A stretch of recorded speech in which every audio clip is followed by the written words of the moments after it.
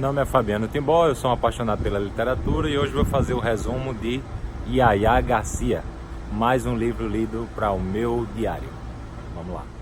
O livro começa quando Luiz Garcia, pai de Yaya Garcia, recebe uma carta enviada por Valéria. Luiz Garcia é o pai de Yaya, é viúvo, tem uma criança, por isso que chama Yaya, que é o nome de criança da época. E Valéria é viúva também, casada com um rico, deixou herança para ela, milionária, e possui um filho chamado Jorge.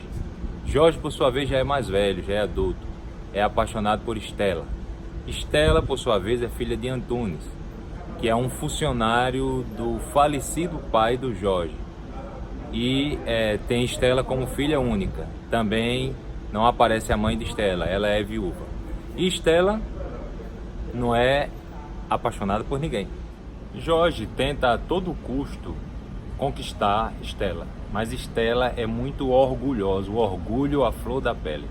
Havia uma diferença social muito grande e ela não admitia essa diferença. E por orgulho ela resolve sufocar o amor que também deixou brotar no coração por Jorge. Jorge, desenganado, vai à guerra e passa 4 anos lutando na guerra do Paraguai. E sempre se corresponde com cartas com um confidente, um amigo, que é o Luiz Garcia. Porém, quando ele volta da guerra, o cenário está todo completamente mudado. Ele encontra tudo diferente. A mãe dele, a Valéria, adoece e morre. Antes de morrer, a Valéria faz, por fim na força, o casamento de Estela, que era sua, digamos, madrinha, sua amiga, faz o casamento de Estela com Luiz Garcia. E aí a criança ainda crescendo, e uma peculiaridade que Machado de Assis deixa de Yaya é que todos os seus gostos, todos os seus mimos, eles vão sendo atendidos mesmo antes do casamento de Luiz Garcia com Estela. Então é uma criança que vai crescendo com todas as vontades e desejos sendo executados. Quando Jorge volta, que percebe a situação, ele aí tenta buscar uma vida longe dessa família, de Estela, de tudo. Mas o autor, né, assim como a vida também faz, cria coisas para que ele acabe chegando ao interior da família. Então, Luiz Garcia adoece, uma doença do coração, pode morrer num curto espaço de tempo, tem uma crise, nessa crise ele pede a ajuda de Jorge. E Jorge, então, dessa crise, de crise em crise, de visita em visita, ele passa a ser íntimo da casa. Ele tratava Estela com muita indiferença, mas com amor no coração, aquele amor tentando apagar, aquele fogo morto, aquela coisa ainda. E Estela tratava Jorge com total indiferença, descaso às vezes. Não era ríspida, mas descaso. No decorrer da história, Yaya vai crescendo, sempre feliz, ficando mocinha, 17 anos, 18.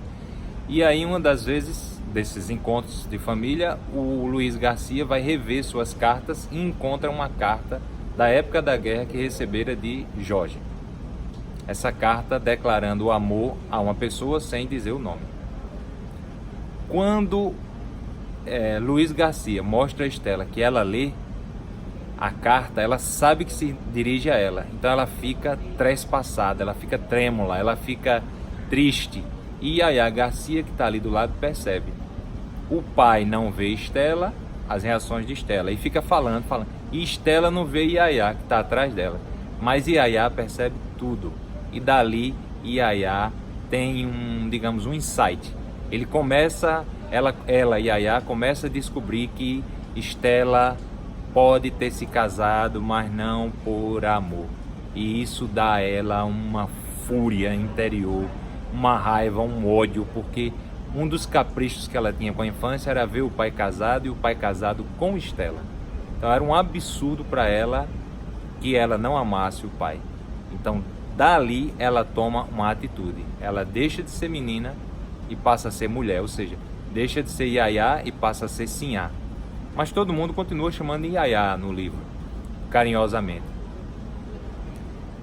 E o pior é que ela toma isso como pessoal, embora tenha sido conversado entre Estela e Luiz Garcia não existia amor, ambos sabiam, mas Yaya não sabia.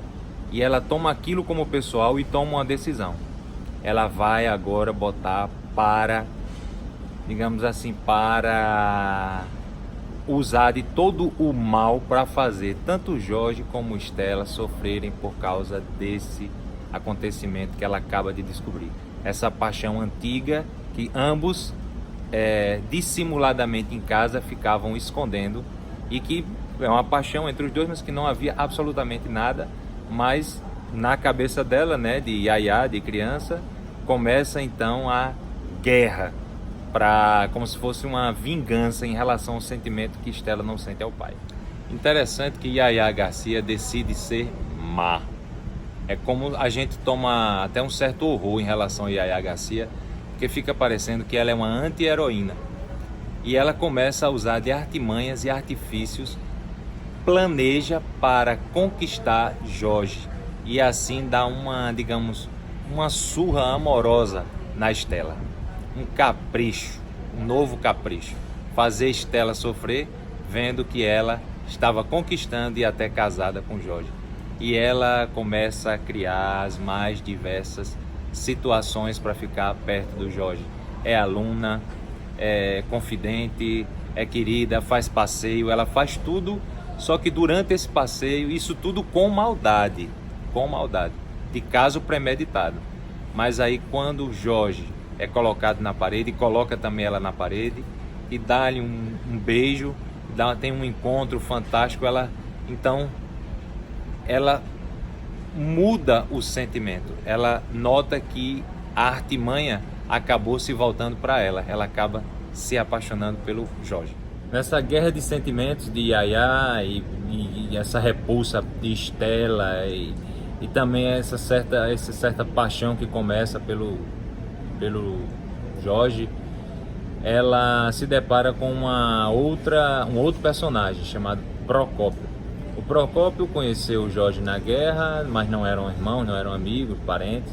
Depois esse Procópio anda pela cidade onde o Jorge está e aluga uma casa para morar. Só que este Procópio se apaixona por Yaya. E aí começa a luta dele. Quando ele se desperta, começa um ensejo entre Jorge e Procópio. Só que Procópio é preterido, né? Yaya usava também, às vezes, o nome de Procópio para fazer ciúme a Jorge, enfim, mas de forma maléfica. Depois, quando ela passou a acreditar em algo que sentia pelo Jorge, ela começou a já não querer mais nenhum tipo de contato com o Procópio. Mas o Procópio viaja para ver um falecido. Quando ele volta à luta e ele volta com tudo. Quando o Procópio descobre que foi preterido pelo Jorge, que era seu amigo, aí ele procura Yaya Garcia e aí logo solta naquele coração ainda mais a semente da discórdia, da desunião. Porque ele começa a dizer, começa a entregar a Yaya que Jorge não gosta dela, ele gosta de outra pessoa. Como ela já duvidava que fosse esse amor por Estela, então começa ali uma nova luta, porque ela já não quer mais Jorge e não quer mais casar com Jorge, acaba o noivado, procura o Procópio, mas aí Estela faz cria uma situação que é fantástica. Ela chama Yaya Garcia, mostra a carta, dessa carta da guerra, que ela se emocionou muito por saber que era ela, e conta toda a história de Yaya Garcia. Conta tudo, conta os sentimentos, conta a situação, conta que ela é orgulhosa, conta tudo. E aí Yaya acorda, volta a ser uma heroína, se enche, se inspira de bons sentimentos e aí sim resolve casar de amor em definitivo com Jorge. É linda a história, é linda, é imperdível. Uma reflexão interessante que a gente faz nesse livro de Yaya Garcia, sobre Yaya Garcia, é que Machado de Assis, ele cria uma personagem, mostra a sua infância e mostra aquela infância onde onde ocorre uma proteção exagerada por parte do pai, querendo compensar a morte da mãe. Então todos os desejos, o que ela pede é uma ordem em casa. Ela estuda de segunda a sexta num colégio de meninas e fica lá, e no final de semana, sábado e domingo, a vida é dela. O que ela diz, o que ela quer, da forma que ficou melhor para ela, manda. E ela, é interessante, leva essa condição para a vida adulta.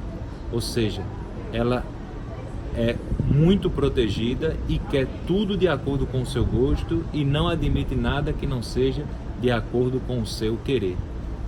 É uma pessoa que leva o mimo da infância para o resto da vida. Ou seja, essa falta de limites da infância dela acompanha a fase adulta e vai, acredito eu, no ser humano fora do livro eternamente. É interessante essa reflexão que a gente pode fazer sobre Yaya e como que os pais devem cuidar ou não dos filhos, se com muito amor, se com muita proteção, se sabendo dizer não, porque Yaya Garcia não recebia nenhuma palavra negativa. E a bagaça que deu quando ela cresceu foi imensa. Por quê? Porque ela vivia de desejo em desejo, ou seja, de capricho em capricho. E tudo que ela queria tinha que ser daquele jeito. Se não fosse, a vida estava perdida. Era uma vida infeliz, sem sentido. O sentido estava, ou estava, no caso da personagem, das pessoas que são assim. O sentido da vida está na satisfação daquele capricho. Então é interessante, vale a pena ler e vale a pena fazer essa reflexão.